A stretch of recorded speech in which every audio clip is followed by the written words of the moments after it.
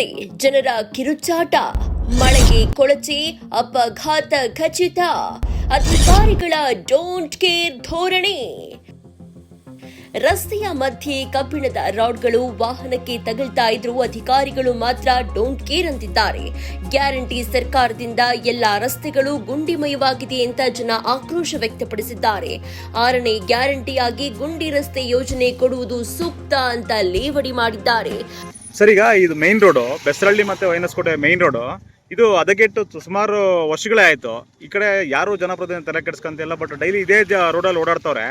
ಈ ಕಂಬಿ ಎಲ್ಲ ಕಿತ್ತೋಗ್ಬಿಟ್ಟು ತುಂಬಾ ಇದೇ ಸಮಸ್ಯೆ ಆಗ್ತಿದೆ. ಇದ್ರ ಬಗ್ಗೆ ತಾವು ಗ್ರಾಮಸ್ಥರಾಗಿ ಏನು ಹೇಳ್ತೀರಾ ಸರ್? ನಾವು ಇಷ್ಟು ಬೇಕಾದ್ರೆ ಹೇಳ್ಬೋದು.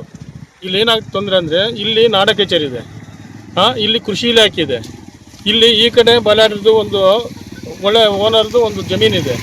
ಇಲ್ಲಿ ಸೈಟ್ ಮಾಡಿದ್ದಾರೆ, ಸೈಟ್ ಮಾಡಿದ್ರೆ ನಾಡ ಕಚೇರಿ ಕೊಟ್ಟಿರೋದು. ಅವ್ರ ಸ್ವಂತ ಜಮೀನಿಂದ ನೀರು ಬರ್ತಿರೋದು, ಅವ್ರ ಸ್ವಂತ ಜಮೀನು ನೀರು ಬರ್ತಿರೋದು. ಅವರು ಕೈಗೆ ಹಾಕೋಣಲ್ಲ, ಇಲ್ಲ ಆಗಿರೋ MLA ಕಿವಿಯಾಗಿ ಹಾಕೊಳ್ಳೋದಿಲ್ಲ. ಇಲ್ಲೇ ಅಡ್ಡಾಡ್ತಾರೆ, 100 ಜನ ಲೀಡ್ಗಳು ಅಡ್ಡಾಡ್ತಿರ್ತಾರೆ. ಯಾರನ್ನ ನಾವು ಮಾತಾಡೋಕೆ ಹೋದ್ರೆ ಆಪೋಸಿಟ್ನವರು ಇವರು ಉದ್ದೇಶ ಮಾತಾಡ್ತೀವಿ ಅಂತಾರೆ. ಇಲ್ಲಿ ಸಾರ್ವಜನಿಕರು ಅಲ್ಲಿಂದ 2 ಕಿಲೋಮೀಟ್ರಿಂದ ಆಟೋದಲ್ಲಿ ಬರಬೇಕು, ಇಲ್ಲ ಮುದುರ್ಕೊಂಡು ನಡ್ಕೊಂಡು ಬರಬೇಕು. ಇಲ್ಲಿಂದ ಈ ಕಡೆ ದಾಟ್ಕೊಂಡು ನಾಡ ಕಚೇರಿಗೆ ಹೋಗೋಕ್ಕಾಗಲ್ಲ, ಅಲ್ಲೆಲ್ಲ ನೀರು ನಿಂತ್ಕೊಂತವೆ. ಇಲ್ಲಿ ನೀರು ರೈತ ಸಂಘದಲ್ಲಿ ನೀರು ಹೋಗ್ತವೆ. ಅಲ್ಲ, ಈಗ ಕಂಬಿ ಎಲ್ಲ ಇದ್ದಿದಾವಲ್ಲ, ಅದರಿಂದ ಯಾರನ್ನ ಚುಚ್ಕೊಂಡ್ರೆ ಪ್ರಾಣ ಹೋಗೋ ಸ್ಥಿತಿಯಲ್ಲಿ ಇದೆ. ಅದು ಅಲ್ಲಿರೋ ಇಲ್ಲಿ ಜನಪ್ರತಿನಿಧಿಗಳು ಇರಬೇಕು. Okay okay. ಮೈನು ಈಗ ಪ್ರತಿನಿತ್ಯ ಇದೇ ರೋಡಲ್ಲಿ ಓಡಾಡ್ತಾವ್ರೆ ಎಲ್ಲರೂ. ಇದು ಮೈನ್ ರೋಡ್, ಇದು ಹೊಸಕೋಟೆಗೆ ಬರ್ಬೇಕಂದ್ರೆ ಸುಮಾರು ಅಕ್ಕಪಕ್ಕ ಹಳ್ಳಿಗಳಿಂದ ಇದು ನೋಡ್ತಾ ಇದ್ರು ಯಾರು ಕಿವಿ ಹಾಕೊಳ್ತಿಲ್ಲ. ಇದ್ರ ಬಗ್ಗೆ ಏನ್ ಹೇಳ್ತಿರ್ತಾವ? ಇವಾಗ ಯಾರು ಕಿವಾಗ ಅಂದ್ರೆ ನಾವು ಇಲ್ಲ ಧರಣಿ ಮಾಡ್ಬೇಕಾಗತ್ತೆ. ಇಲ್ಲಾಂದ್ರೆ ಗೌರ್ಮೆಂಟ್ ಲೆವೆಲ್ಗೆ ನಾವು ಅರ್ಜಿ ಮುಖಾಂತರ ಇನ್ನೊಂದು ಮುಖಾಂತರ ಇಲ್ಲಿ ಯಾರು ಜನಪದ ಇದಾರೋ ಇಲ್ಲ ಸತ್ತೋಗಿದಾರೋ ಇಲ್ಲಾಂದ್ರೆ ನಾವೊಂದು ಗೈಡೆನ್ಸ್ ಕೊಡ್ಬೇಕು. ಈ ಸರ್ಕಾರಕ್ಕೆ ಏನ್ ಹೇಳ್ತೀರಾ ಸರ್? ಈ ಕಾಂಗ್ರೆಸ್ ಸರ್ಕಾರ ಬಂದಾಗಿದ್ದ ಏನು ಡೆವಲಪ್ಮೆಂಟ್ ಆಗ್ತಿಲ್ಲ, ಒಂದು ರಸ್ತೆ ಆಗ್ತಿಲ್ಲ, ಒಂದು ಆಫೀಸ್ ಹತ್ರ ಈಗ ಲಂಚ ಗುಣಿತ ಜಾಸ್ತಿ ಆಗ್ತಿದೆ. ಇಲ್ಲಿ ಯಾರು ಕೇಳೋದಿಲ್ಲ, ಮಾಡೋದಿಲ್ಲ. ಪಾವಗಡ ತಾಲೂಕಿನ ವೈಎನ್ ಹೊಸಕೋಟೆ ಹೋಬಳಿಯ ಕೇಂದ್ರವಾಗಿದ್ದು, ದಿನನಿತ್ಯ ಸುತ್ತಮುತ್ತಲಿನ ಹಳ್ಳಿಗಳಿಂದ ಬರುವ ಜನರಿಗೆ ಇದೇ ಮುಖ್ಯ ರಸ್ತೆಯಾಗಿದ್ದು, ಇದರಿಂದ ನಿತ್ಯ ಕಿರಿಕಿರಿ ಮಾತ್ರ ತಪ್ತಾ ಇಲ್ಲ. ಇನ್ನು ಈ ರಸ್ತೆಯಲ್ಲಿ ಸಣ್ಣ ಮಳೆ ಬಂದ್ರೆ ಸಾಕು, ರಸ್ತೆಯಲ್ಲೇ ಕೊಳಚೆ ನೀರು ತುಂಬಿ ಹರಿದು ವಾಹನ ಸವಾರರಿಗೆ ಗುಂಡಿಗಳು ಕಾಣದೆ ಅಪಘಾತ ಪ್ರಕರಣಗಳು ವರದಿಯಾಗ್ತಾ ಇವೆ. ಸರ್, ಈಗ ರೋಡ್ ಹದಗೆಟ್ಟಿದೆಯಲ್ಲ, ಸುಮಾರು ವರ್ಷಗಳಿಂದ ಈ ರೋಡ್ ಹದಗೆಟ್ಟಿದೆ.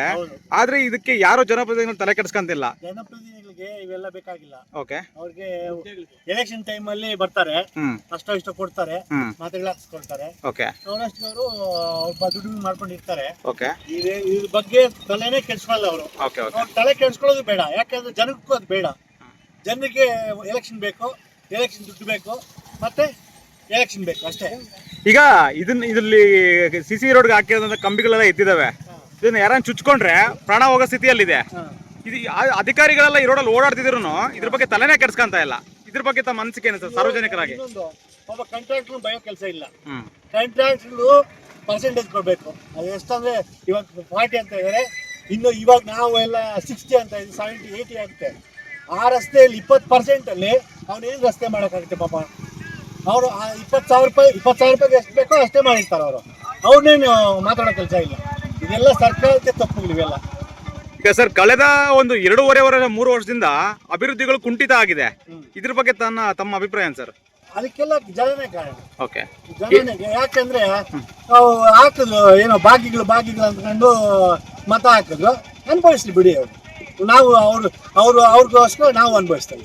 ಈ ರಸ್ತೆ ಪಕ್ಕದಲ್ಲೇ ಕೃಷಿ ಇಲಾಖೆ ಹಾಗೂ ನಾಡ ಕಚೇರಿ ಇರುವುದರಿಂದ ಜನಸಂದಣಿ ಜಾಸ್ತಿ ಇದ್ದು ವಾಹನಗಳ ಸಂಚಾರವೂ ಜಾಸ್ತಿ ಇದೆ. ಆದರೆ ಇದನ್ನ ರಿಪೇರಿ ಮಾಡುವ ಕೆಲಸ ಅಧಿಕಾರಿಗಳಾಗಲಿ ಜನಪ್ರತಿನಿಧಿಗಳಾಗಲಿ ಮಾಡುವಲ್ಲಿ ವಿಫಲರಾಗಿದ್ದಾರೆ.